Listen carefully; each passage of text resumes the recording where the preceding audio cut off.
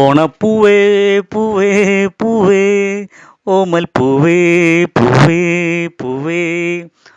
ഓണക്കാലമാകുമ്പോൾ നമ്മൾ കേൾക്കാറുള്ള പാട്ടുകളിൽ ഒന്നാണ് ഈ ഓണപ്പൂവും ഓമൽപ്പൂവും. ഏതായാലും പാട്ട് പരിചയപ്പെടുത്താൻ വന്നതല്ല, ഞാൻ നിങ്ങളോട് പറഞ്ഞിട്ടുണ്ടായിരുന്നു ഞാൻ ഓണപ്പൂവിന് ഉണ്ടാക്കുന്നുണ്ട്. തുടക്കമായിരുന്നു. പക്ഷേ ഇപ്പോൾ എന്താ, ആദ്യം ഞാൻ ഒറ്റയ്ക്കായിരുന്നു. പക്ഷേ ഇപ്പോൾ എന്താണെന്ന് വെച്ചാൽ എനിക്ക് ഓണപ്പൂ ഉണ്ടാക്കാൻ ആൾക്കാർ കൂടി.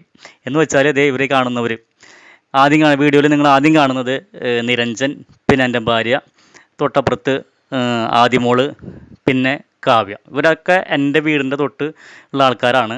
ഇവർ സ്കൂൾ വിട്ട് വന്ന് കഴിഞ്ഞാൽ ഇപ്പോൾ എൻ്റെ വീട്ടിലാണ്. കാര്യം അവർക്കും ഒരു സന്തോഷം പൂ ഉണ്ടാക്കാനായിട്ട്.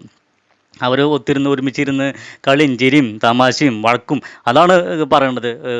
നാല് പേർ ഒത്തുകൂടി കഴിഞ്ഞാൽ അപ്പോൾ വഴക്കാം, എന്തെങ്കിലും ഒരു കാരണം ഉണ്ടാക്കി വഴക്ക് കൂടും. പിന്നെ അവരെന്നെ ഇതാവും ചെയ്യും. അതൊക്കെ ഒരു രസം.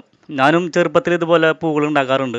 പക്ഷെ അന്നൊന്നും കച്ചവടത്തിനായിരുന്നില്ല, അത് വീട്ടിൽ ഉണ്ടാക്കാൻ വേണ്ടിയിട്ട് നമ്മൾ സുഹൃത്തുക്കളെല്ലാവരും കൂടി ഇരുന്ന് പൂ ഉണ്ടാക്കാറുണ്ട്. പക്ഷേ ഇപ്പോൾ എല്ലാവരും കൂടി ഇരുന്ന് പൂ ഉണ്ടാക്കുന്നുണ്ട്. ഒറ്റയ്ക്കല്ലേ. ഇപ്പം എന്നെക്കാട്ടും ഇൻട്രസ്റ്റ് ഇപ്പോൾ ഇവർക്കാണ്. സ്കൂൾ വിട്ട് വന്നാൽ ഓടി വരും എൻ്റെ വീട്ടിലേക്ക്, എല്ലാവരും ഒത്തൊരുമിച്ചിരുന്ന് പൂ ഉണ്ടാക്കണം. കുട്ടിക്കാലം ഓർമ്മ വന്നു. ഏതായാലും ഇത് കച്ചവടത്തിന് വേണ്ടി ആയതുകൊണ്ട് ഓണത്തിന് ഞങ്ങൾ തൃശ്ശൂർ ടൗണിലുണ്ടാവും, ഈ പൂവൊക്കെ പിടിച്ചിട്ടുണ്ടാവും. നിങ്ങളെല്ലാവരും ഞങ്ങളുടെ കയ്യിൽ നിന്ന് പൂ വാങ്ങുക. നിങ്ങളുടെ ഓണം കളറാവട്ടെ. ഓണം പൂക്കളെല്ലാം ചിലവായി ഞങ്ങളുടെ ഓണവും കളറാവട്ടെ. ഏതായാലും അഡ്വാൻസ് ഹാപ്പി ഓണം. എല്ലാവർക്കും ഓണാശംസകൾ. ഞങ്ങളുടെ പൂക്കൾ വാങ്ങാൻ നിങ്ങൾ എല്ലാവരും തൃശ്ശൂർക്ക് വരണം. പൂ ആവശ്യമുള്ളവർ സ്ക്രീനിൽ എൻ്റെ നമ്പറുണ്ട്. ഞാൻ നമ്പർ നിങ്ങൾ കോൺടാക്റ്റ് ചെയ്യുകയാണെന്നുണ്ടെങ്കിൽ തീർച്ചയായിട്ടും നിങ്ങൾക്കും പൂ ഞാൻ എത്തിച്ചു തരാം.